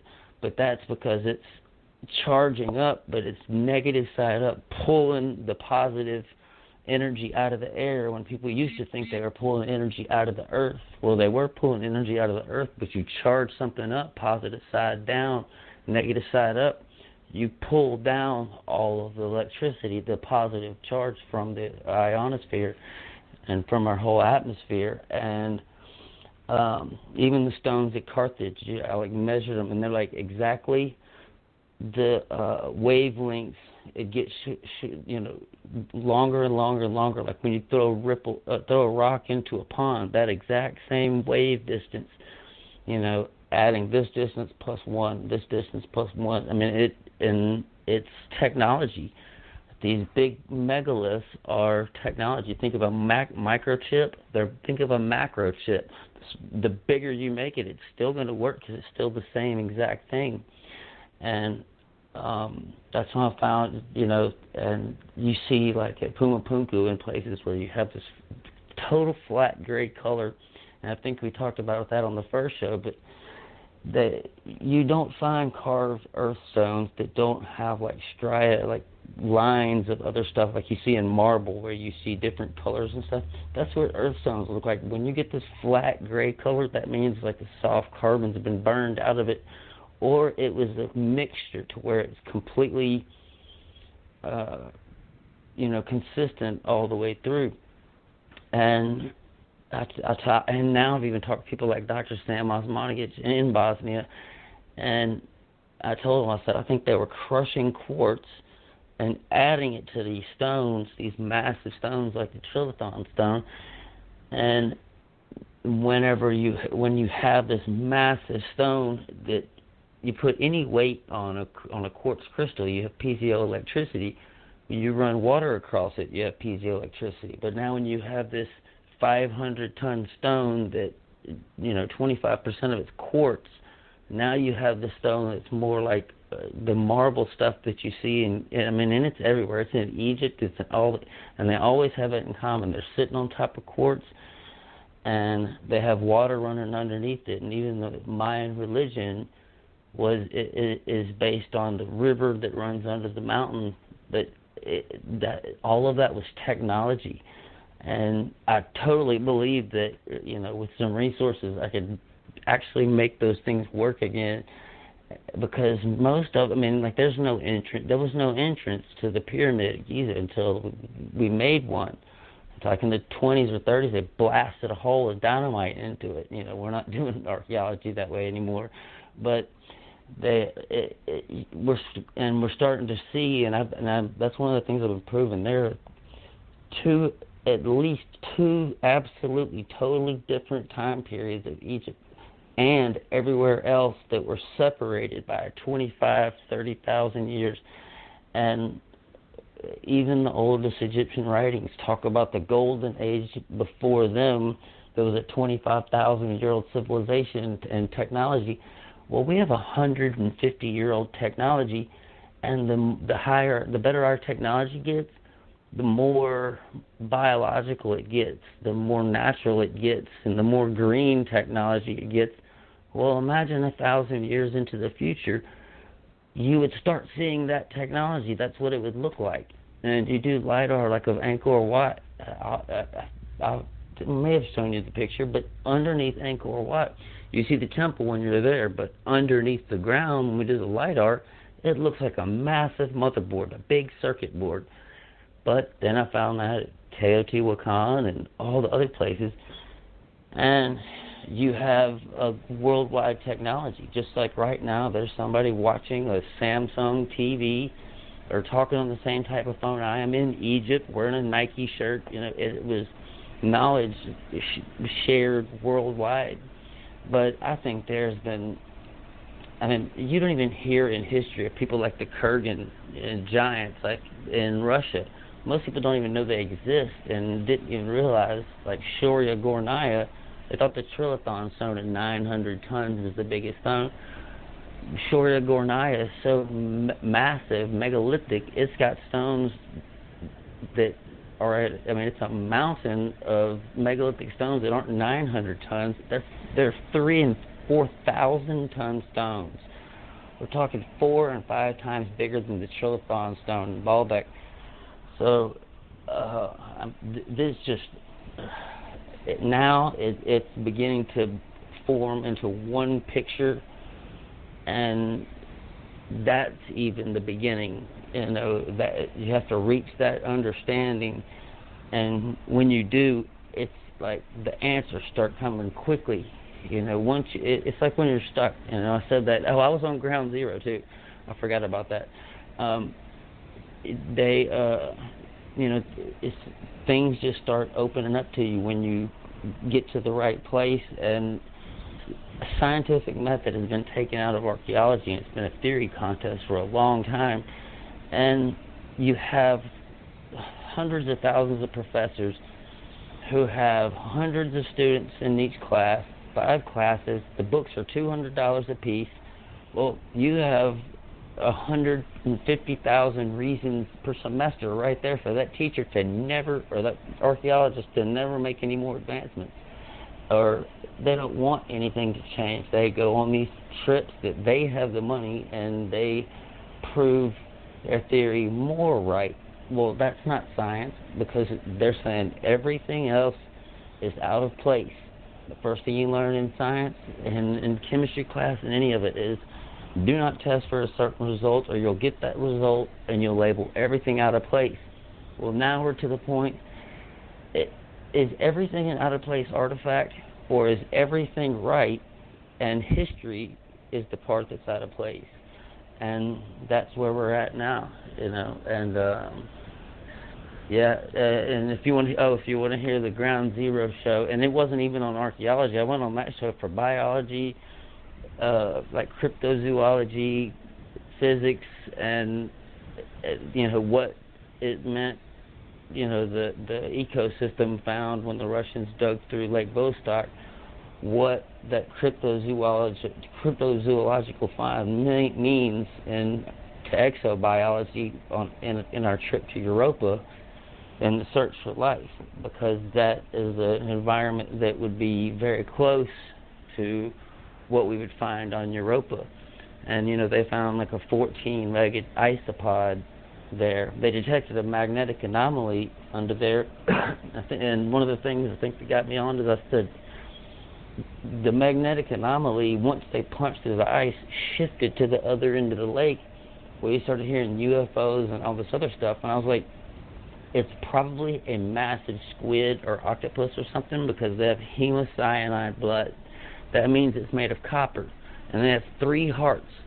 Squid and octopus, all those do. And the creatures that have that copper blood are like jellyfish, squid, mollusk, all the octopus. But when you circulate that with 3 hearts, you have an electromagnet. Well, now you got to think about the torus action of the Earth, the magnetosphere. All the bands go out of the North Pole, and they all converge and go straight into Antarctica, right on top of Lake Vostok, and it was under 12,000 feet of ice and sealed away for all, they said millions of years, but we have maps that show in the 1600s and where it's free of ice. 1700s, I forgot the name of the guy's map, but when you wipe away any, you just got to wipe away any previous knowledge or previous, I wouldn't even call it knowledge, previous things that you thought about it or that you were taught about it, and you go there and you let the information tell you what it is. And then you look at the quote-unquote mythology, the local stories of it, and we're finding out one at a time. We're proving as our technology gets better, we understand that it's not mythology. It's actually true. And so that tells us right there that if we didn't understand the story and we thought it was just some fairy tale until our technology could understand it, that means that we are not the most high-tech that's ever been around. And but that megalithic technology, you would have an automated power plants all the time. And even that kid, they call him the kid genius, that Max Laughlin kid, even he was lighting up his brother with LED lights by charging up a battery, positive side down, put 2 copper rods in a bucket and pointed and had them sticking up out of the bucket, and that's exactly what he's doing. He was charging it up positive side down, pulling the electricity out of the atmosphere. That's why, and one of the things that led me to it is Tesla, that's what he was doing. And with the J.P. Morgan thing, it was like the loser wins. Whoever can come up with the least efficient system that I could sell the energy to, you're going to be the one that wins. And they destroyed all Tesla stuff. But he buried a ground wire 60 feet deep and had a tower 75 feet tall, and it was wireless electricity. And once that was found, that he broadcast electricity across his lab in Colorado Springs, that's when J.P. Morgan and his guys came and didn't just take his funding, they destroyed his lab. And that's the same system. I've got a Chase bank card in my pocket right now that I don't want, but that's the way things are. I can understand. Jeff, we're getting to the end of the show, and I wanted to make one more round with everybody, but thank you for that, and it promises real interesting information to come when you're part of our panel discussions on the Portals of Knowing show. I want to give everybody a chance to do any short statement of what else they wanted people to know about their activities. I'll tell about our website a little bit on my round, and then one short statement about the future, because this is sort of past, present, and future, and what you hope for the future, and kind of a short statement. We'll go around. We'll start with Janet. Kind of a shameless plug and a statement for the future. Where'd you go? Hello, Janet. I think your mute button's on. What's up, Jay? I'm muting. Sorry, I just checking to unmute. It's like I'm doing everything I can. So, okay. The future. Well, I think we're shaping the future by what we do in this now. and creating a better world for all of us. And I know it sounds kind of grandiose, but when you empower yourself and you really not just believe, but you pull that within and you integrate it and you become it, you can be an effective force for this planet, for this evolution, to take us into another multiverse, another timeline where, we have a happy ending. And it's a happy ending for all of us. Trump is blaring, just like the end of the original Star Wars. That was a model for me because I saw that when I was in my early 20s, I think it was. So I just encourage everybody to do what you can do. This is what we've been doing on Aquarian Radio Network. Each of us have been developing our talents, taking a piece of the puzzle, doing the research, and making it happen for ourselves. And in doing so, we make it happen for others and for this whole planet. So that's what's going on there. I'm going to keep doing what I'm doing. I'm envisioning. A lot of it is about manifesting, bringing it down into 3D physicality. Envisioning it first. Whenever I find myself going into a negative spot, just pick myself up. I envision myself, a bigger self, picking up my little self and saying, come on, let's get back on the horse. Let's do it again. Let's do it differently. Let's do it better. Let's go in another direction. Let's shift lanes. Let's change channels and make it happen, make it so. And it's not just for me. It's for everybody. All that we do is for everybody because we all affect each other. We're in this grid. We're all connected. The more we realize how connected we really are, how interdependent this whole planet is, the more we can start getting on the right track. So I don't know if that's what you wanted, but that's kind of what's coming out of my mouth for the final words of the show. And I really thank everybody for everybody who's tuned in. Please do take the links, download, share, post, put the word out there. We're doing everything we can to record these shows. They're here for the records. We're paying for the archiving. Please do download them, share them, and use this information to help wake up the world. And if you want to come on our show, write to me at Aquarian Radio Network at gmail.com. Aquarian Radio Network at gmail.com. I'd like to hear your story. I'll do what I can to get you on as many shows as possible. We'll start you out small, so don't be afraid. And then, you'll be doing like Jeffrey is, go all over the planet before you know it. Yeah. Okay, next Thank person. Thank you for giving me my chance. Yeah. Thank you for being willing to That's show what started up it and all. speak out. Yeah. Well, you were brave enough to do it. I mean, we're all shaking when we start this, our voices are going, But the more you do it, the better you get at it, the more confident you get. So, back to you guys. Karen, sorry to interrupt you, but no, that's fine. I wanted to make sure people, first of all, Janet, thank you so much for your friendship and collaboration so far. It's a privilege, and I'm glad we're going to continue, but I also wanted to make sure on the shameless side of the box for you is that anything that you want to follow up with, you got to go on aquarianradio.com. You'll find archives of the shows and the wonderful books by Janet and Dr. Sasha Lessin, and their continuing projects. And, John, if you want to give a shameless plug and a final statement, that'd be great. Okay, so I'm restarting my show after a 7-week hiatus. Quantum Hologram Matrix on SBUnetwork.com, Spreaker.com, Quantum Hologram Matrix every Wednesday from 8 to 10 Eastern.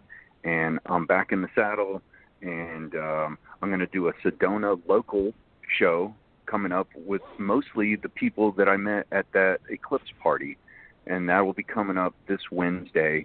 And of course, we all cross-pollinate. We have egos, but we love each other, so our egos are not a problem. It just makes us more powerful. Ego is often turned into something negative. It doesn't have to be that way. But anyway, so cross-pollinating with Aquarian Radio and now Revolution Radio. I'm excited about that. But and also johnpolkmedia.com, you can find my 2 books that Karen Christine Patrick, she actually donated articles to each book and was my editor-publicist, and you can find them. They're available on johnpolkmedia.com. Once again, that's johnpolkmedia.com. But I wanted to finish by asking Jeffrey a question. So you said earlier, and I did not know this, and I've interviewed you a couple times before, but that George Washington, when he crossed the Appalachians into the Ohio Valley, he found pyramids, and they leveled them and destroyed them. Are you kidding me? Karen, Janet, have you heard that before? I've never heard that before. This is some incredibly important information that nobody knows, Jeffrey.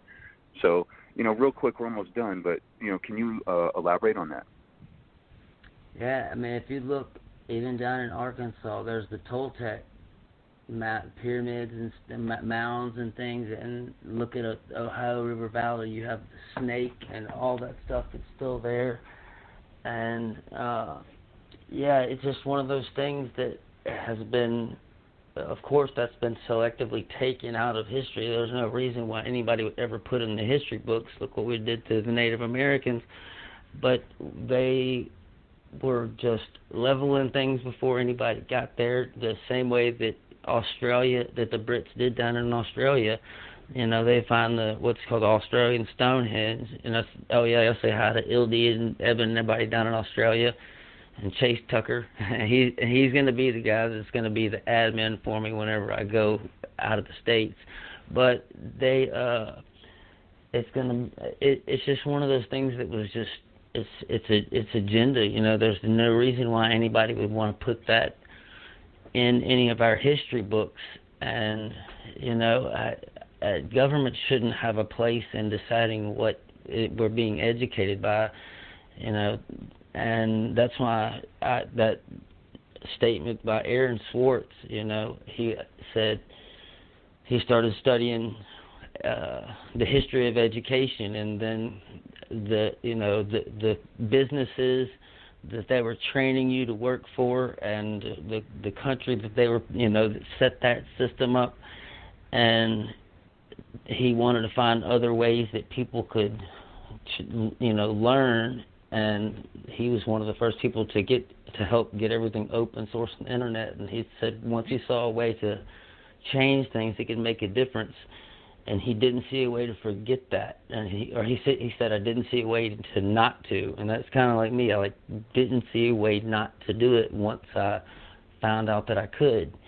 But there's just so many things that were left out, and I mean, like Thomas Jefferson and Benjamin Franklin having these UFO sightings on the way to Baton Rouge, Louisiana, and you don't hear about that, but they did. And we're down to just a couple. I'm so sorry to interrupt. We're down to just a couple minutes of the show. Just a couple minutes. Just if you could tell, it's pretty much to follow you on the Independent Research Society website. Did you have any other websites or anything you wanted people to know about? Well, pretty much all of them run. It's networked off of that, so everything's connected to that now, and you can find everything on there. And if you go to Spaced Out Radio, you'll hear the show from the other night with Dave. He's doing Coast to Coast AM. They have a special guest host on Saturday and Sunday. He's on Spaced Out Saturdays, and then Joe Roop is on Lighting the Void, and that's still in some the same things, KTLK, The Fringe, Spreaker, and tons of Aquarian shows. We did Passing the Fire, where we sat there and worked out the energy problems during the Standing Rock movement and all that. And there's just a ton of information out there. And but now, thanks to you guys, I've got a lot better at delivering it. Oh, great. But, that's about it. I'm ready for the next one. Oh, great. Okay, and I wanted to go ahead and thank everybody, and I love all the friendships that I have that I've met through these different venues, and I want to make sure people know about portalsknowing.com, the website. That's the media and book publishing company that Brett and I started this year after working on so many other people's books. We're working on our own. Have Portals of Knowing show on Revolution Radio Studio B starting September 7th at 4 to 6 p.m. Eastern. I hope people check that out. Panel discussion, digging deep, just like we had tonight, digging deep into topics. And I want to tell everybody about Digital Moon. Brett's doing Digital Moon. I did a book called The Anunnaki and the moon, and there's other projects there on portalsofknowing.com. And for the future, I just want to continue that wonderful collaboration with my friends, helping to build a world that works for everybody. That's so important, and to provision each and every human being and raise our civilization up to a higher level, because we care and we provision everybody. So thank you so much for listening. And with that, good evening. Peace out. Aloha.